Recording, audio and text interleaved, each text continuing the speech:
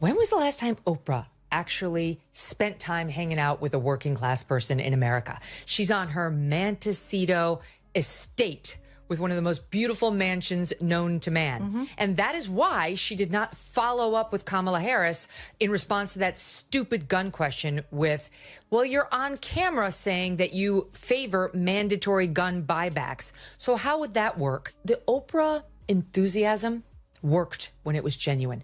Imagine Oprah Winfrey, perched in her Montecito palace, sipping organic matcha from a $600 ceramic cup, surrounded by vineyards so lush they could star in a rom-com. Her estate is less a home and more a small nation-state, complete with its own microclimate and a staff that probably includes a personal poet. Now, picture her pausing mid-sip to ponder the struggles of the average American. Someone juggling rent, groceries, and a car that's one bad day away from the junkyard. When was the last time Oprah actually sat down with that person? Shortly after the Oscars, a 3.9 magnitude earthquake rocked L.A. The tremors were so powerful, Oprah's ass is still moving. Why would you laugh at that? That's fat shamers. Not for a scripted special or a tear-jerking segment, but just to listen, to connect, to share a $5 coffee instead of a $500 skincare routine. If you're waiting for an answer, don't hold your breath. You'd have better luck getting a tour of her private vineyard. Let's rewind to the 1980s. Oprah burst onto the scene like a firecracker, straight out of Chicago, where her talk show became a cultural earthquake. She was electric, raw, real, and unapologetically human. Back then, she wasn't just a host. She was a confidant, a friend who cried with you, laughed with you, and made you believe you could conquer anything. They called her Fat Oprah, not as a jab, but as a nod to her authenticity. She'd been through the ringer, poverty, abuse, discrimination, and wore those scars like badges of honor. When she gave away cars screaming, "You get a car! You get a car!" It wasn't just a stunt. It felt like she was giving you a piece of her heart, that Oprah connected because she was one of us, a woman who'd fought her way up and wanted to lift others with her. Fast forward to 2025, and that Oprah feels like a distant memory. Today's Oprah is a billionaire brand, a high priestess of self-help who preaches resilience from a mansion that could house a small army. Her authenticity has been polished to a high gloss, replaced by a carefully curated image that's more corporate than compassionate. She's still a force, don't get me wrong, but somewhere along the way, she traded her heart for a halo, and it's starting to look like it's made of 24-karat gold. Recently, two unlikely voices, Greg Gutfeld and Megyn Kelly, decided they'd had enough of the charade. They didn't just call her out. They grabbed her crown, tossed it into a shredder, and hit the big red button. Gutfeld brought his signature sarcasm, sharp enough to cut through a stack of vision boards. Kelly wielded her journalistic precision like a laser, exposing Oprah's contradictions with surgical accuracy. Together, they revealed an empire with more cracks than a Hollywood sidewalk. Make sure it wasn't too extravagant. You're missing the best one. What? Okay, it is a little journal, and it's called I'm Dead, Now What? Important information on my belongings, business affairs, and wishes. Hand this to someone at Christmas, I dare you. Make sure Let's it start with the wasn't too Kamala Harris interview. extravagant. You saw it, missing right? the It was best billed as a one. heartfelt What? sit-down. Okay, A chance for it Oprah is to a channel her little old magic journal, and get real and it's answers. called I'm Dead, Now What? Instead, it was like Important watching a information scripted on my infomercial. belongings, business affairs, When Harris dodged and a wishes. question about mandatory gun buybacks, Hand this to something someone she's at on record Christmas, I supporting, dare you. Oprah didn't push.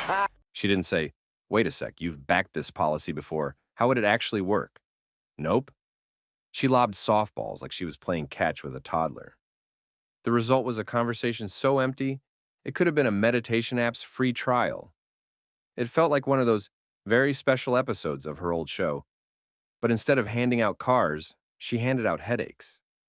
We didn't get insight. We didn't get truth. We got a carefully choreographed dance that left everyone feeling shortchanged. This isn't the Oprah we grew up with. The Oprah of the 80s and 90s would have leaned in, asked the tough questions, and made Harris sweat, not out of cruelty, but because she cared about getting to the core of things.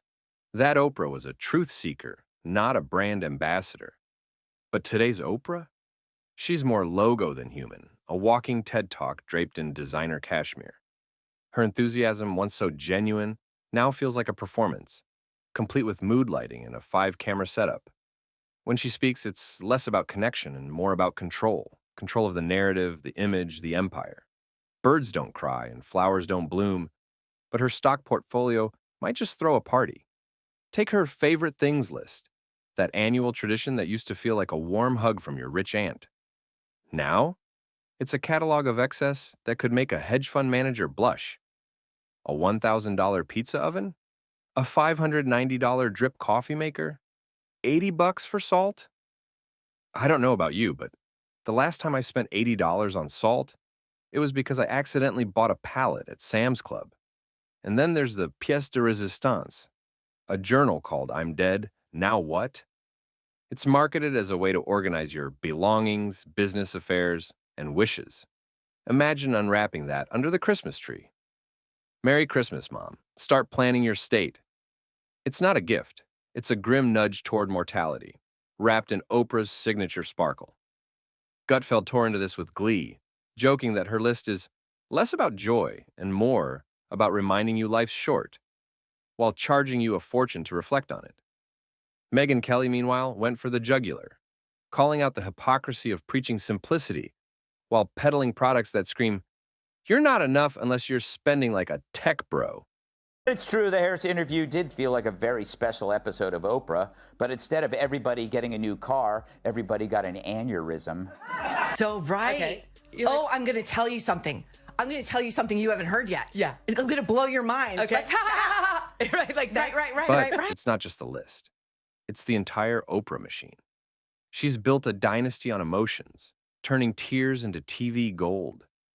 Her humanitarian documentaries, they're less about helping and more about branding help. Picture this. Oprah swoops into a disaster zone, say, the Maui wildfires, with a camera crew, a makeup team, and lighting that could outshine a Broadway show. She stands in front of a homeless shelter, draped in a $5,000 coat, waxing poetic about the human condition like it's a Pinterest quote. It's not awareness, it's curated despair. She's not solving problems, she's collecting content. Gutfeld nailed it when he said her idea of outreach is flying first class to a crisis, then selling the inspirational audiobook afterward. Kelly was even sharper, calling it emotional exploitation. Oprah doesn't just visit tragedy, she produces it, packages it with a dramatic score, and sells it back to us as enlightenment. Her philanthropy is another sore spot. On paper, it's impressive. Schools in South Africa, scholarships, disaster relief funds. But scratch the surface, and it's a business plan. Every donation comes with a plug. Every cause, a PR campaign. Take the Maui Fund she launched with Dwayne "The Rock" Johnson. It kicked off with a heartfelt video, full of promises to help fire victims. And then, silence. The follow-through vanished faster than a clearance sale at Target. Gutfeld quipped that it was like, okay, that didn't work. Who wants slippers? You get slippers. Everybody gets slippers. It's not charity, it's choreography. Oprah doesn't give, she monetizes.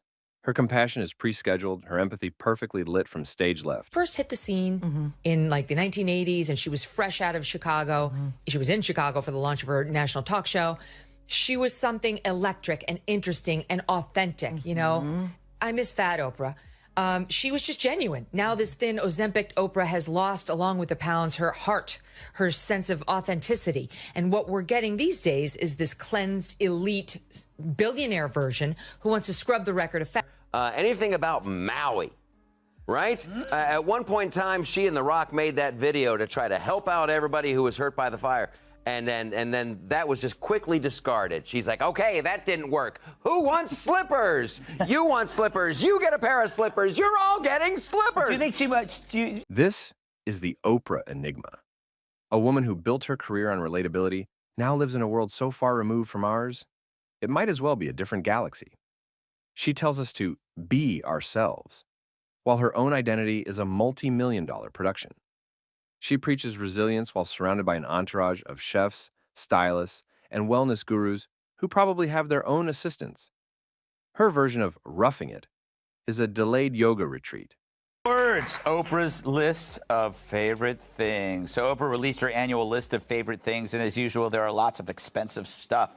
$1,000 pizza oven, $590 drip coffee maker, $80 of luxury salt. Sadly, no proposal from Stedman. So you got salt, you got cheese, you got pizza. Ray, I'm going to stop you there. Yes.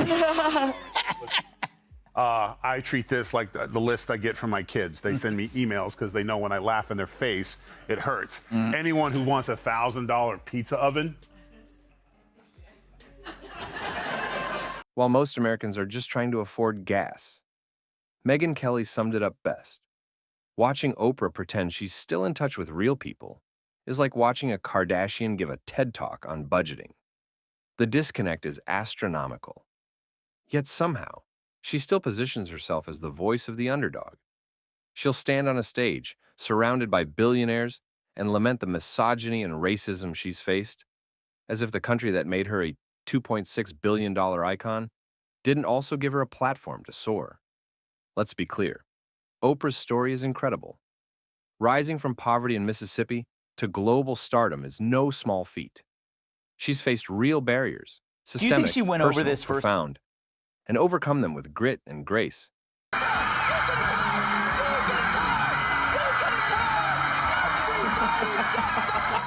Return it. Because returning it, oh, you think you're immortal? You think you're better than us? Like, get your affairs in order. That's the great, you stole the show. They wanted me to talk about a dog towel. That is, towel's a towel. Great job. That's the best gift ever. And Oprah has never read this, just like I don't read the list from my kids sent me. But when you're lounging in a marble hot tub that could double as a community pool, it's hard to sell the "I'm just like you" narrative. Her struggles are curated, her pain platformed, her obstacles edited for prime time with a soft piano soundtrack. Then there's her obsession with reinvention. Every few years, Oprah announces a new spiritual awakening, usually tied to a product launch or a 3-part documentary. 1 minute. The celebrity, Oprah Winfrey. You have no power. You do not have any control over this electorate. Neither do you, J-Lo. Let's take a look at Oprah's final closing message on the campaign trail. She's a weight loss warrior. The next, she's a wellness guru. Then, she's hosting roundtables on racial healing with the subtlety of a bumper sticker. Gutfeld joked that she reinvents herself more often than most people update their Netflix password. It's exhausting. Her latest pivot? Embracing weight loss drugs after years of preaching the Weight Watchers point system. When she finally admitted to using... We had a week of women getting up there and trying to get us to feel sorry for them. To Oprah, literally one of the richest people, forget women, one of the richest people on earth, and talk about, in part, the them, it felt like a betrayal. Not because she used them, but because she sold us a lie. She wasn't counting points in her Montecito mansion. She was cashing checks from a system that thrives on our insecurities. Her book club is another case study in contradiction. Once a celebration of stories, it's now a curated list of trauma memoirs and philosophical tomes that leave you needing a therapist and a stiff drink. Every pick feels like a mandate. Wallow in despair, call it growth, and shell out $29.99 for the privilege. Gutfeld called it mandatory reading for future disappointment. And he's not wrong. It's not about expanding minds. It's about expanding markets. Politically, Oprah's a master of safe rebellion. She dips her toes into activism like it's a hot tub. Just enough to make waves, never enough to get wet. Her endorsements are vague. Her speech is polished to a fault.